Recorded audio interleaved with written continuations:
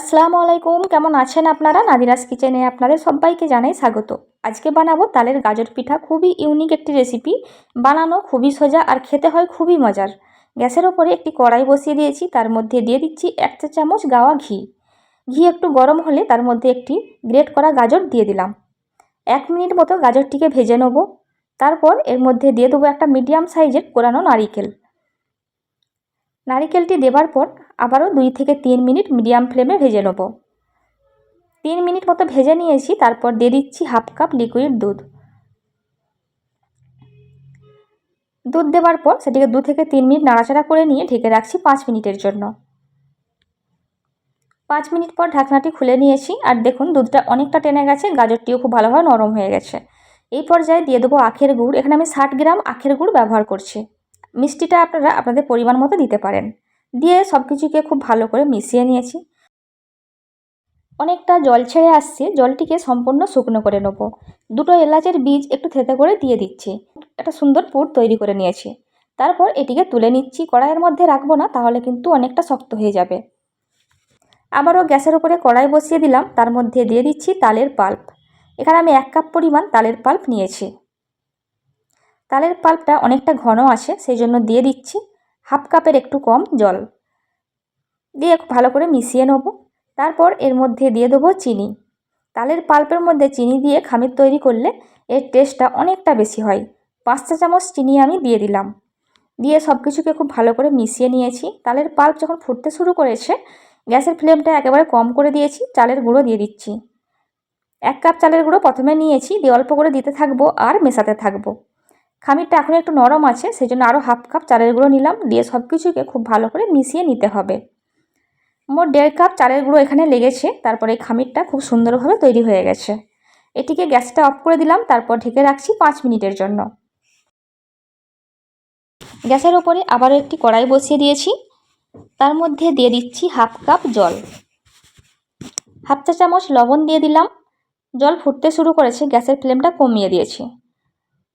1 কাপের একটু কম চালের গুঁড়ো নিয়েছি, তারপর অল্প করে দিতে থাকবো আর মাখতে থাকবো। আপনারা চাইলেই সাদা খামিরটা একটু কম করেও বানাতে পারেন।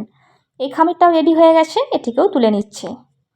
তালের যে খামিরটা বানিয়ে রেখেছিলাম সেটিকে হাত দিয়ে খুব ভালো করে মেখে নিচ্ছি। তারপর এর মধ্যে দিয়ে দিচ্ছি অরেঞ্জ ফুড কালার। আপনারা চাইলে এখানে জর্দা রঙটাও ব্যবহার করতে পারেন। সব কিছুকে খুব ভালো করে মেখে একটা ডো তৈরি করে নিয়েছি।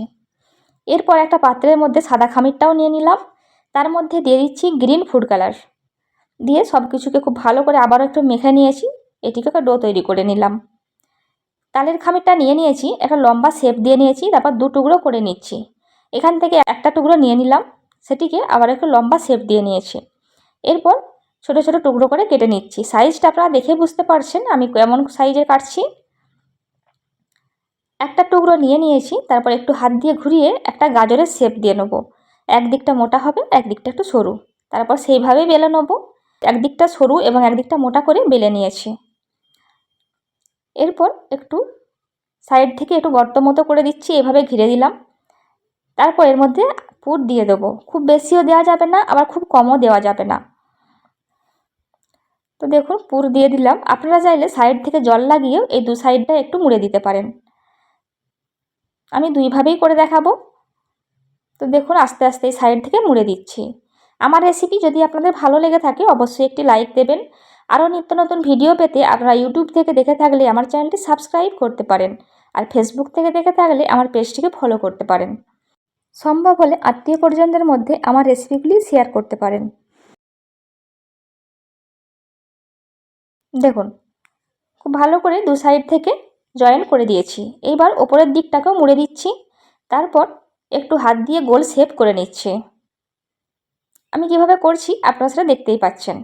তারপর ওপরের দিকটাতে একটু গর্ত মতো করে দিচ্ছি। এখানে আমি পাতাগুলি সেট করব। তারপর একটা চামচের সাহায্যে 1 চা চামচ নিয়ে নিয়েছি, এইভাবে একটু দাগ করে দিচ্ছি, ঠিক যেমন গাজরের গায়ে থাকে ঠিক সেই রকম। এতে করে দেখতে আরও বেশি সুন্দর লাগবে। দেখুন কতটা সুন্দর লাগছে দেখতে। এরপর পাতাগুলি তৈরি করে নেব। ছোট ছোট 3টা লেচি করে নিয়েছি, খুবই ছোট ছোট মার্বেলের সাইজে।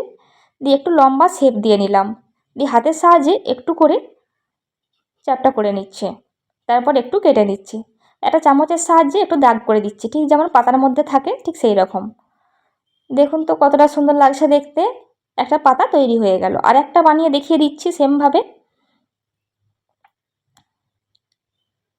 এইভাবে 3টা পাতায় আমি তৈরি করে নিয়েছি। এরপর পাতাগুলিকে সেট করে দিচ্ছি। দেখুন একটু জল লাগিয়ে দিলাম গর্তটির মধ্যে, তার মধ্যে পাতাগুলিকে দিয়ে দিচ্ছি।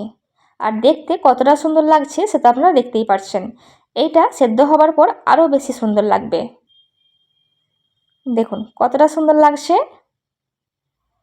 এইভাবে আরেকটা আপনাদের বানিয়ে দেখাচ্ছি যাতে আপনাদের বুঝতে সুবিধে হয়। সেমভাবে আবার একটু ডো নিয়ে নিলাম, একটু গাজরের মতো লম্বা শেপ দিয়ে নিচ্ছি। তারপর দু সাইড থেকে মুড়ে একটু পুর দিয়ে দিচ্ছি। পুর দিয়ে সাইড থেকে একটু জল লাগিয়ে দিচ্ছি, এতে করে আর খুলে আসবে না।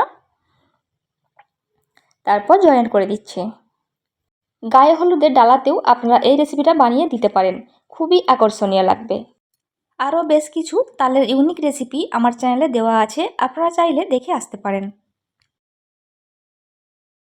তো দেখুন সেমভাবে উপরের দিকটাতে একটু গর্ত করে দিচ্ছি। আবারও চামচের সাহায্যে একটু দাগ দিয়ে দিচ্ছি, এতে করে দেখতে আরও বেশি সুন্দর লাগবে। তারপর পাতা তৈরি করে নেব, তারপরে সেমভাবে সেট করে দেবো। এই তালের সিজনে বাড়িতে এই রেসিপিটা একবার হলেও বানাবেন, আশা করছি আপনাদের খুবই ভালো লাগবে। আর মনে হবে না খেয়ে বাড়িতে সাজিয়ে রাখি, এতটাই সুন্দর দেখতে হয় এই রেসিপিটি। আর খেতে হয় অনেক বেশি টেস্টি। আবারও জল লাগিয়ে দিলাম, দিয়ে পাতাগুলিকে সেট করে দিচ্ছি। এইভাবে সবগুলি গাজর তৈরি করে নিয়ে তারপর আপনাদের দেখাচ্ছি। সবগুলি গাজর তৈরি করা হয়ে গেছে। এইবার ছিদ্রযুক্ত একটা পাত্র নিয়ে নিয়েছি, তার মধ্যে একটু তেল ব্রাশ করে দিচ্ছি, এতে করে গাজরগুলি লেগে যাবে না। তারপর সব গাজরগুলি বসিয়ে দিচ্ছি এই পাত্রের মধ্যে। একটা হাঁড়ির মধ্যে জল ফুটতে দিয়েছিলাম, হাঁড়ির 4 ভাগের 1 ভাগ জল দিয়েছি। জল প্রায় ফুটতে শুরু করেছে। এই অবস্থায় গাজরের পাত্রটি বসিয়ে দিয়েছি। 15 মিনিটের জন্য হাই ফ্লেমে জাল করে নিয়েছি, আর তারপর ঠান্ডা করে সার্ভ করেছি। কতটা সুন্দর লাগছে দেখুন, এতটা সুন্দর লাগছে যে দেখতে ইচ্ছে করবে। আর ভেতরটা দেখুন কতটা সুন্দর হয়েছে, পুরে ভরপুর। খেতে হয়েছিল খুবই মজার।